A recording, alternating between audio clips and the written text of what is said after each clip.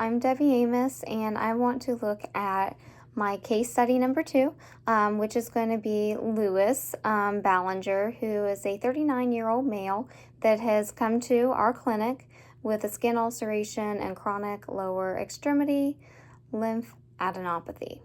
Now, at this time, no cause has been discovered for Lewis's condition, but based on his patient history, he did suffer from a specific parasitic infection whenever he was a child. It was a filariasis infection. But upon being tested, there's no evidence of the filaria parasite still in his body at this time. Other conditions Lewis suffers from include arthropathy within the knees. However, it has been noted that surgery has not taken place there, so that's not going to impact his edema.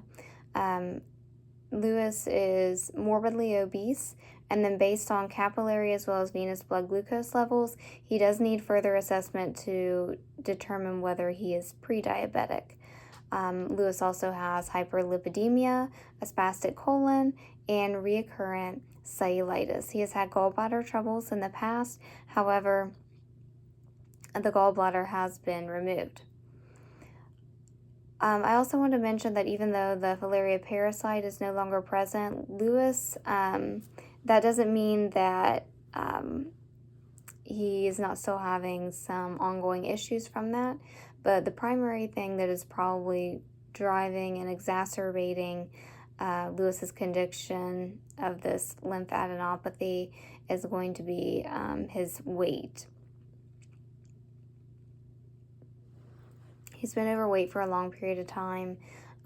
This may not have directly caused a lymphadenopathy, but it certainly is associated with lymphedema as well as cellulitis. Now, looking at the lab work, it was noted that the creatinine level is low for Lewis in addition to serum protein, hemoglobin, as well as his hematocrit. Also, according to the white blood cell differential, neutrophils were low while monocytes were high.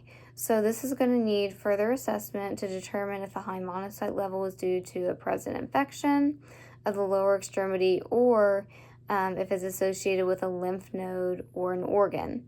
However, the lymphoscintigram was ordered, and so it should be helpful in uncovering some information on this topic. There are 4 drugs that Lewis has on his drug list. One is simvastatin, and that's used daily, and it's going to be important for helping to regulate cholesterol level, where his is higher, as well as triglyceride levels, and those are associated with his hyperlipidemia. Another drug that he is using, actually 2 of them are going to help to with his GI issues. One is specifically going to help to reduce the stomach acid. And then the 4th medication that Lewis is chronically on is going to be an ACE inhibitor. And so that's going to be important in regulating Lewis's blood pressure by basically stopping the mechanism with the angiotensin system. Lewis's 24-hour diet recall actually looked really good, and it was even noted by the medical personnel, being the dietitian that saw him. However, we're not sure of previous dietary regimens that could have led to his morbid obesity, and we're also aware that he had been a smoker, but he has stopped. So it's good that he's made those different lifestyle changes because they're going to help him in slowing down the progression of his condition. According to Lewis's social history, no one in his immediate family has had lymphadenopathy. However, his mother passed away quite early due to the result of some sort of a heart condition or a heart problem. This does implicate that vascular issues may run in Lewis's family history, which could be why he's having some sort of vascular-related ulcer.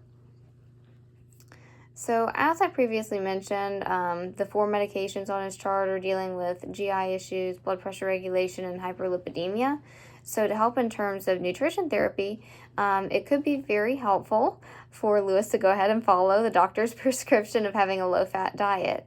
This will also, not just with the lymphadenopathy, but this will be helpful where he's had gallbladder issues with the past. He had the gallbladder removed, so bile is not stored in the same way. In fact, there's no storage organ for it. And so with that, it's common for some individuals to have trouble breaking down a high-fat meal without those bile salts being present. Additionally, the doctor asked for Lewis to maintain a low salt diet. So this is going to help for him to be able to regulate blood pressure levels. And if he's able to lower his salt, we may even need to take a look at his medication and make changes there if needed. The dietitian, in order to help him with these things, should provide foods, ones that are examples of being very high fat and very salty, and then the opposite, low salt options and low fat options that Lewis actually likes to eat, so that way it'll be easier for him to be compliant. Thinking about the ulcer that Lewis has and the prolonged healing prognosis, maintaining a diet with an adequate amount of protein as well as nutrient-dense foods are going to be essential, and in addition to obviously the proper wound cleaning. The excess protein is going to be really important, especially to heal an open wound where the body is going to need excess energy as well as protein to build back the protective wall, aka being the skin. If an infection is noted at the site or at another site on his leg, additional medications may be required. In the past, Lewis was treated with Bactrim and ciprofloxacin to eradicate the cellulitis, and those were helpful, and Lewis tolerated them in the past, so those would be good options if something like that arose again. With making these nutritional changes, it will be very helpful, in my opinion, to use motivational interviewing, where there's a non-judgmental environment, positive talk, a building of self-efficacy, and also change talk to help Lewis go in the right direction. Also, just in general, an environment excluding weight bias with proper gowns, if Lewis is going to wear a gown, chairs his size, scales, and things of that nature would be a positive asset to the meeting with Lewis, and hopefully his compliance and level of comfort that he had when he came would remain. Thinking about Lewis's needs in comparison to the recommendations that were provided, the first assessment that was done by the wound care specialist was according to recommendations discussed by the Cleveland Clinic in their document that was revised in 2022. And looking at these instructions that the specialist provided, the wound was to be cleaned daily, and then appropriate wound dressing materials were prescribed. In this case, he used calcium alginate, which is very common. The patient was also asked to wear knee-high hose at all times, except when bathing and cleansing the wound. This is going to be very important for compression measures. Looking at the 24-hour diet recall, again, Lewis seemed to be doing well with a fairly nutrient diet, but it seems as if more protein should be added, especially with the low plasma protein level, and just the necessity of protein in any sort of healing. Also, with the sugar level reading showing Lewis potentially has prediabetes, a lower carbohydrate level throughout the day may be helpful, but again, the body still is going to need enough calories in order to maintain proper wound healing, and where we're cutting down on fat, and we may not be able to cut down too much on the carbohydrates. Thinking about the wound healing and minimizing edema, care should be taken to reposition, and also activity to be completed by Lewis as tolerated. And then with the skin being prone to abrasion and infection, friction and shear should be avoided at all times. The legs should be elevated above the heart when resting, and that's simply to decrease pressure within the veins. Now, looking at Lewis's past, the complete decongestive therapy, or CDT, hadn't been super effective in the previous clinic. However, it has been ordered at this new facility, so maybe it'll be more beneficial this time. This is going to include manual lymphatic drainage, or MLD, multi-layer short stretch compression bandaging, as well as lymphatic exercise and skin care that needs to be done on a daily basis, cleaning out the wound and making sure there's no bacteria there, and also cleaning out cell debris. The doctor actually diagnosed the ulcer as having no infection, and the patient had a normal temperature of about 97, no nausea, vomiting, diarrhea, anything of that nature, but it should be watched for changes in the redness, irritation, pus, pain whenever compression is done on the skin around the wound. All those could be indicative that an infection is indeed starting. Lymphedema wraps with changes a couple times a week were prescribed by the doctor, in addition to the daily wound care. And then the wound care personnel stated that Lewis was absolutely ready to learn, so care should be taken in providing education, caring for the legs, and then continuing to refrain from smoking and activity to reduce swelling, as well as promote actual lymph flow, which is known to be increased with skeletal muscle activity. In order for the lymphadenopathy was placed, and that's going to be helpful to determine where there are issues in the lymphatic drainage system, so efficient treatment can be provided. And this is actually one of the hallmarks of the first phase of training, according to O'Donnell et al. 2020. Pneumonic compression is also something that could be helpful for Lewis's treatment that wasn't mentioned before, along with surgical treatments if Lewis becomes one of those special cases. There are two different types of surgery, or two main categories, and one involves the removal of edematous tissues through liposuction or an open technique. And then the other option is going to be lymphatic reconstruction. If deemed necessary, surgery may be necessary to ensure more of an infection, such as gangrene, does not begin to destroy more tissue. And unfortunately, that does happen in some patients. Other measures of therapy that have been mentioned by the Cleveland Clinic that are effective for venous ulcers, we're assuming that that is exactly what Lewis has based on the location, the look of it, minimal drainage, and information that was provided. But these therapies could include growth factor therapy, hyperbaric oxygen therapy, skin graft, as well as stem cell therapy. And these measures could be used as well as mentioned to Lewis, and hopefully this would help Lewis to feel that he is being taken care of, this is being taken seriously, and he is happy and compliant. Looking at this case study based on the patient's profile and the nurse's notes, as well as the registered dietitian and the doctor, there was only a scant amount of weight bias that was noted. A couple of different times, the doctor specifically mentioned that Lewis was an obese man.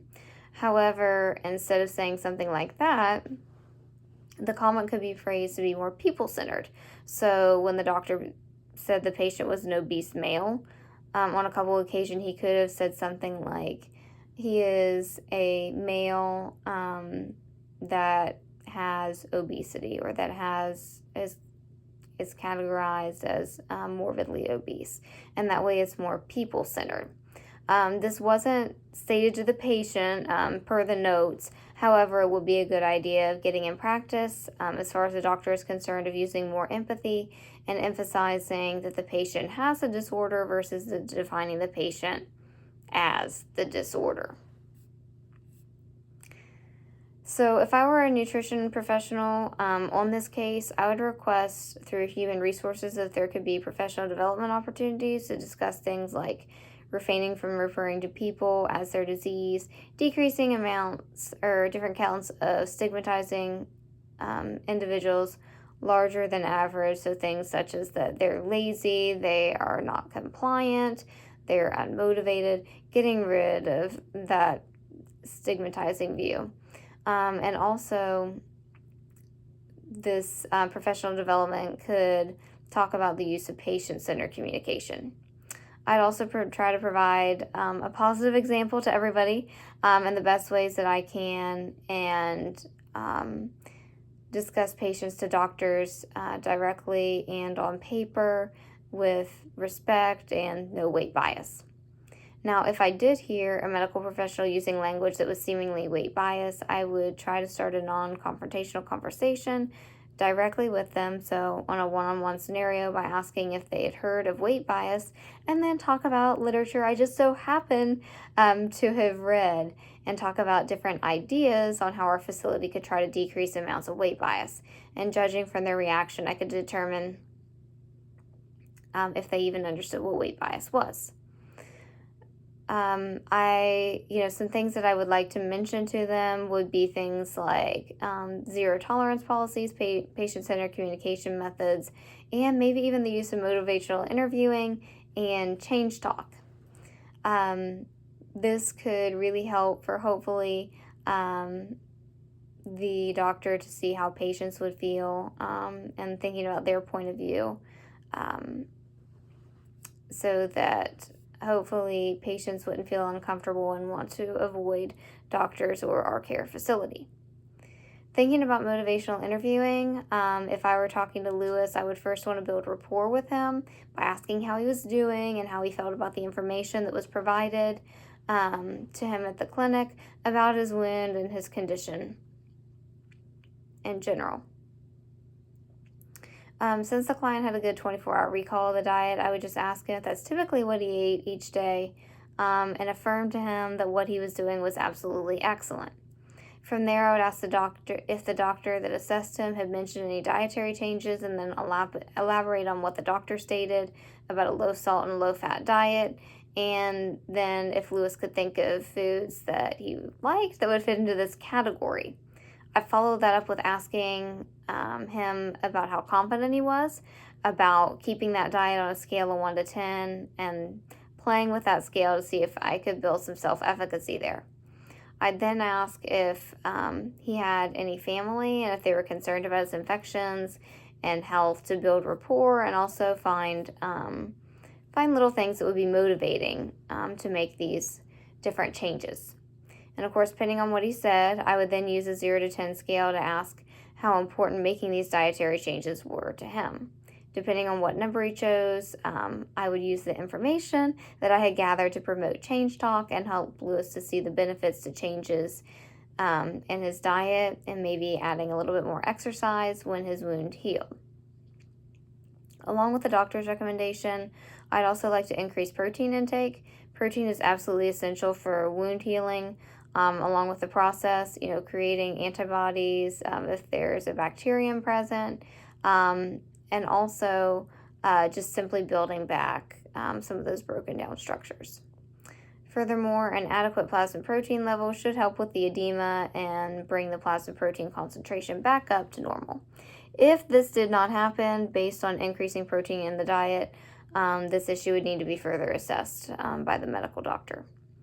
Throughout the session, I would definitely continue to ask permission before providing any information, along with asking open-ended questions, providing affirmation, and doing at least one summary, ensuring I had answered all of Lewis's questions. Reflective listening would also be used. And as I made the summary, I would review and provide Lewis with some diagrams and lists of pictures that Lewis might find important, or that he just might like to implement into his diet. I would also provide him descriptions of portion sizes, because that can be very helpful. Instead of focusing on weight loss, unless that is a specific goal of Lewis, I think it would be more engaging and beneficial to focus on the health benefits of eating a healthy diet and exercising and building strength, along with other goals that Lewis might have regarding his health or ability, such as maybe staying out of the clinic or the hospital. In order to decrease weight bias, in my previous video for another patient, I talked about the zero tolerance policy. But if possible, I think it would be an excellent idea to set up a mandatory professional development meeting using contact theory. And so how this would work is And the professional development meeting, true accounts would first be shared of the patient experiences where weight bias was present, and then negative outcomes were the result from that weight bias, including things like feelings of hurt and distrust of the medical system, depression, anxiety, and statements where the patient wouldn't come back because they felt uncomfortable and they felt discriminated against. Then, patient experiences in a non-judgmental atmosphere where the patient didn't experience weight bias. So things like having a positive environment, appropriate gowns, chairs, tables, and scales ready for the individuals that were above average size. And also sharing of the positive outcomes that came from that.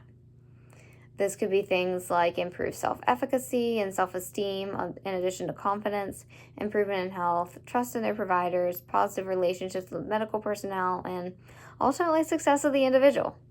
Accounts of the latter would be used from current or very recent patients that were willing to come in and actually talk to the staff further about positive experiences where they were not stigmatized, in addition to those patients' success. And where this information came from, as far as the contact theory goes, was by Paul et al. 2016 in the document titled Overcoming Weight Bias in the Management of Patients with Diabetes and Obesity. So thank you for listening. I appreciate your time and hope that you learned a little bit about the patient and maybe even some new techniques to mitigate weight bias in the medical setting. Thank you. Bye-bye.